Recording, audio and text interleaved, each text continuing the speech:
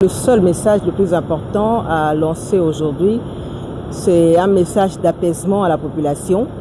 Dire à la population qu'il n'y a pas pénurie de carburant dans le pays. Selon la situation de stock que j'ai actuellement ici en possession, au niveau de l'ensemble du pays, la couverture est assurée.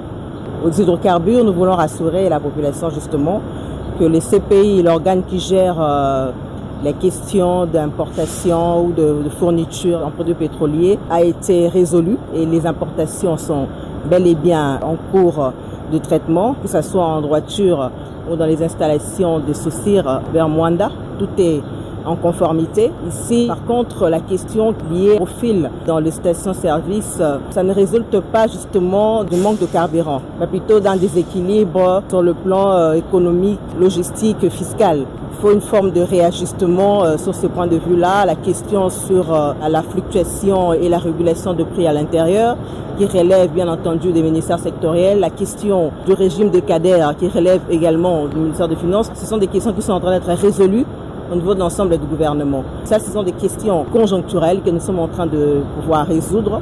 Et nous avons d'ailleurs résolu parce que pour l'instant, les stocks sont très disponibles, que ce soit en jet A, en essence comme en gazole. Les stocks sont disponibles et la population doit garder son calme.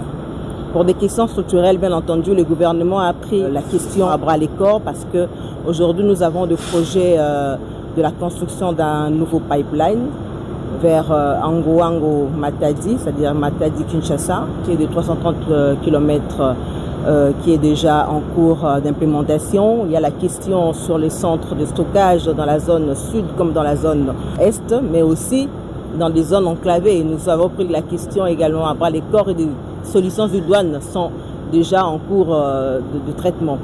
Il y a aussi la question de la relance de la raffinerie. Ce sont des questions qui sont prises en charge de manière structurelle, qui demandent bien entendu de moyens conséquents. Le gouvernement est dans une forme d'ouverture de partenariat public-privé avec certains partenaires qui sont très intéressés à cette relance de la raffinerie.